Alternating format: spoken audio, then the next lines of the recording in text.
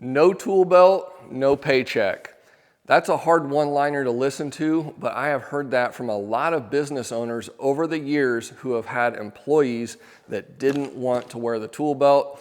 In this video, we're gonna do a deep dive into the tool belt. We're gonna talk about why it is so important and crucial to the everyday efficiency and mental mindset of a carpenter. Here are some concepts that you don't hear talked about very much, but it all relates to the tool belt. Efficiency of motion, okay?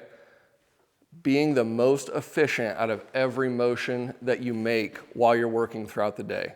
Flow state, that's your mental state as you're working. If you're distracted all the time, you can't work in flow state. That applies to your tool belt setup. Workflow continuity. We want to be able to work on a task and stay focused through that task. Every time we have to be disrupted to go look for a tool, grab a tool, or just remember where we left it laying, that disrupts workflow continuity. Mental load. Your brain is a lot like a computer. If you think about a computer and having a gazillion programs opened up all at the same time, it slows down and eventually it just plain crashes. It reduces your performance having all those mental loops. If you are laying all these tools all over the place and constantly having to keep track in your mind of where did I lay my hammer, where did I lay my pencil, where did I lay my tape measure, that drastically reduces your mental performance. The compound effect. We are reaching for these tools hundreds of times a day. We're grabbing for our tape measure and pencil hundreds of times a day. So any micro efficiency that we can gain through this tool belt is going to compound drastically as we stretch that out over hours and days and weeks and months and years. And little changes and little efficiencies that we gain here will compound drastically over time. In the skilled trades, these high-level concepts are not talked about nearly enough.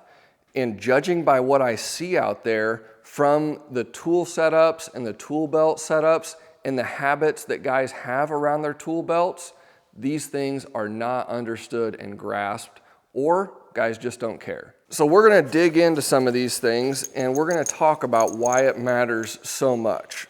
So first off, got my tool belt here.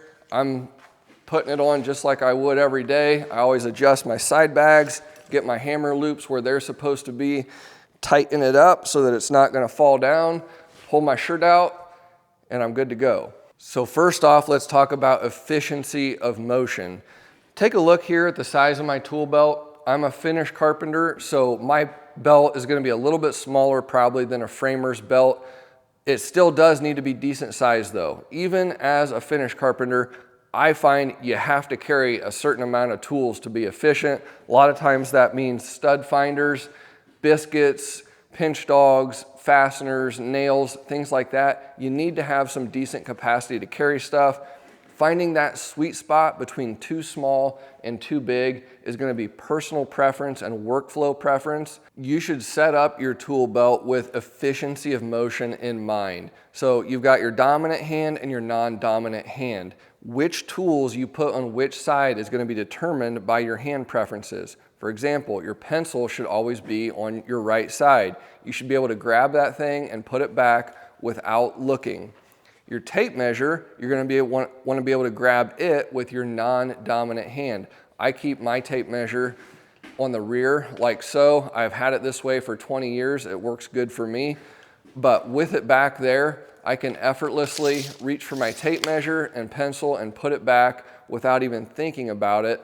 It all is muscle memory and it's all subconscious. As a trim guy, I don't use my speed square a ton, but if you're a framer, where you put that speed square is gonna be really important. You're gonna wanna be able to pull it out and put it back without thinking about it. It should all be muscle memory. Why is efficiency of motion so important? Because as tradespeople, we're making certain movements, oftentimes hundreds of times per day.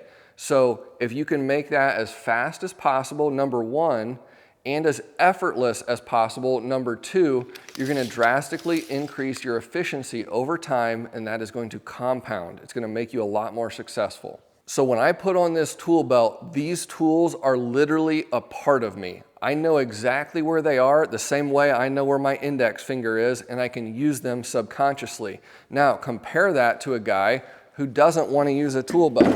And I'm gonna, I think I might need my speed square, I think I might need my pencil, probably tape measure, and I'm gonna clip these here, and I'm gonna go to work, and then I'm gonna, oh crap, I don't have my hammer, so I'm gonna have to walk back, and I'll grab my hammer to do a little something, and then, oh shoot, I don't know where to put my hammer because I can't hang it, so I'm gonna set it over here.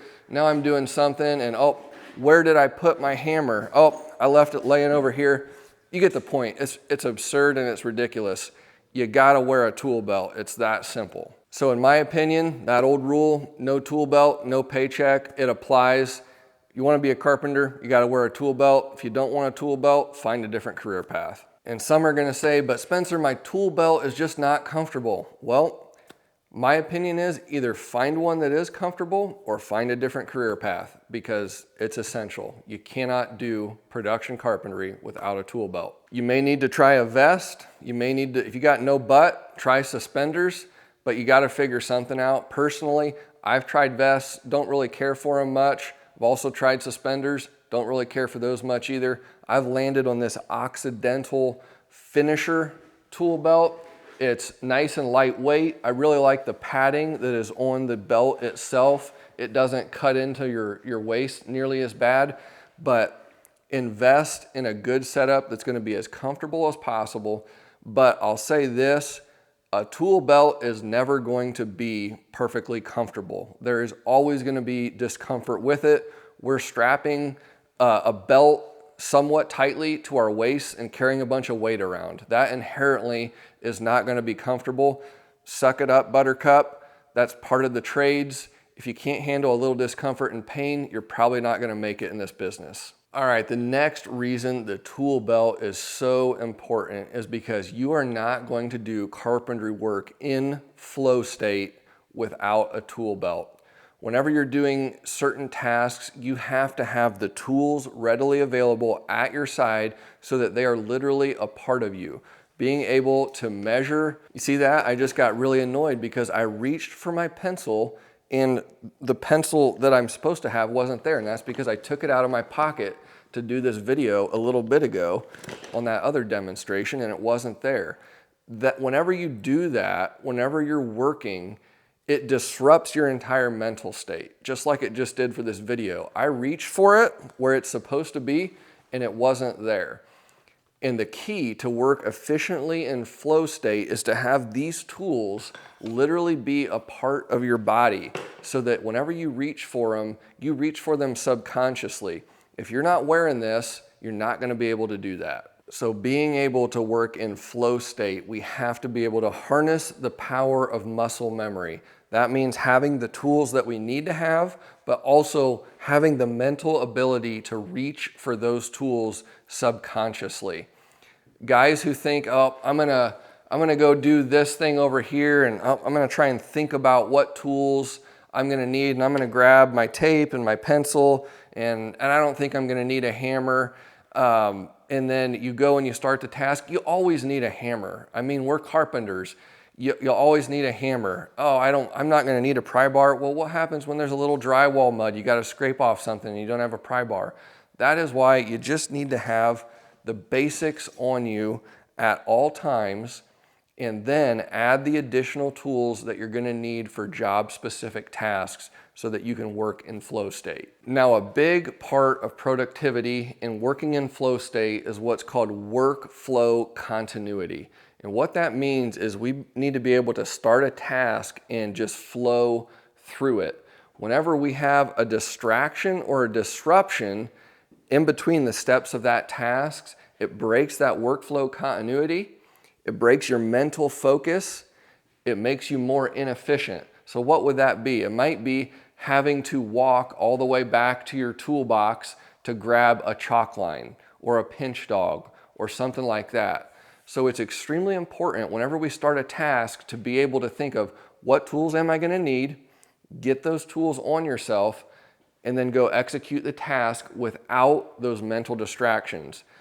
A lot of you guys have seen the houses that I do are gigantic. They're huge, massive square footage. So if I'm all the way in the basement on that end of the house and I realize I'm ready to start nailing off baseboard and I don't have my stud finder, to walk all the way back up here and get that stud finder costs me a bunch of time and a bunch of inefficiency.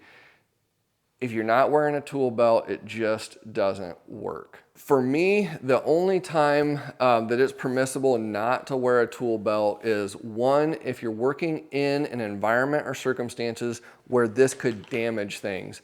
Cabinet installers, I'll give you a pass. But here's the thing, even for cabinet installers, most of the good ones that I know still use some type of smaller tool belt to keep the basics on them at all times. But I get it, you can't have things swinging around damaging cabinets. With the work that I do, that's not a factor. The only other time I'll permit dropping the tool belt is if, let's say, I'm gonna be slicing and dicing casing for a couple hours or a few hours and I've got a big cut list, and the only thing I'm going to be doing is standing at the miter saw, marking and cutting. I'll drop my tool belt and use just a pencil and tape to do that. But that's about the only time. The rest of the time, you need to have a tool belt on my job sites. Here's another interesting mental topic to look up. Look up attention residue. And there are some incredible studies that have been done on the effect that it has on our mind whenever we're in the middle of a task and then we get distracted. In today's world, it is completely different than it was 10 years ago on a job site because of these dumb things. Every time you pull this thing out, half of the time you probably get on social media without even thinking about it. You see a notification, you click on it, and you can't even remember the reason you pulled out your phone in the first place. You put it back after you check your social media, and then you're like, oh, what was I even going to do in the first place? You pull it out again, and then by the time you go back to the task that you were doing, you have no idea where you were at in the process. That's because of attention residue. Whenever we break our mental focus, it takes a certain amount of time for us to fully engage back in that task.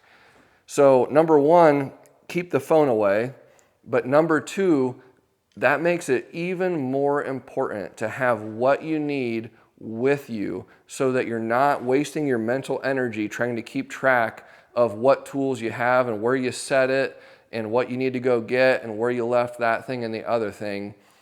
This is just a simple mental productivity booster by putting this on your hips every single time. I also want to point out that the more you advance in your career, the more important this becomes. The reason is the tasks and the projects that you are doing are going to be more and more advanced. They're going to require more creativity. They're going to require more management, more mental focus.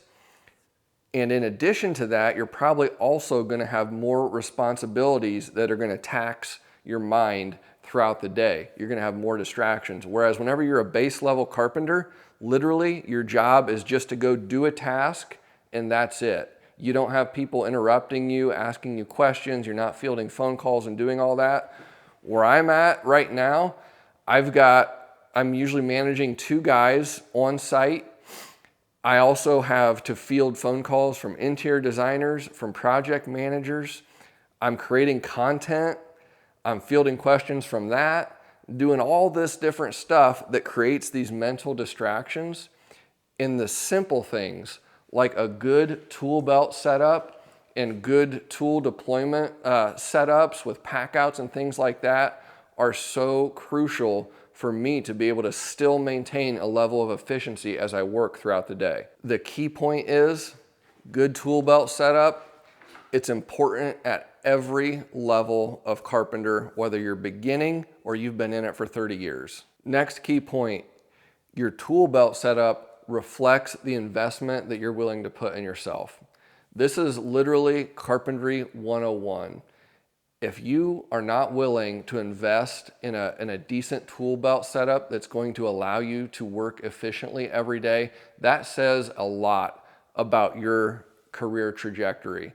It says a lot about your mindset as a tradesperson and how seriously you take your profession. This is the first step. If you're just starting out in the trades, work some extra hours so that you can afford a good setup that's going to make you more efficient. It's going to pay dividends and compound over time. I guarantee that. Nothing says paid by the hour more to me than a guy who's got a crappy tool belt setup that's not set up properly or who simply doesn't wear it. To me, I see that and it says their head is not in the game. They would prefer inefficiency and comfort over productivity. So it just doesn't work for me. You gotta wear the tool belt. So guys, I've harped on the tool belt quite a bit in this video, and I've made some pretty black and white statements, and that's simply because I feel like this is extremely important, and to me, this is a pretty black and white matter. You either wear it, no tool belt, no paycheck. That's pretty much where I stand on it. So this is not supposed to be about the product, the tool belt. It's supposed to be about the mental mindset that we have as carpenters. Set yourself up for success. Learn to harness the power of your mind to get into flow state. Learn the things that are going to disrupt your ability to work in flow state, and then create systems and processes to break down those barriers to flow state. And one of those barriers to flow state that's always going to be there is if we don't have the tools at our hips or on our chest, if you're a vest guy, that allow you to work efficiently, have what you need, and use muscle memory to keep your mind engaged in that task.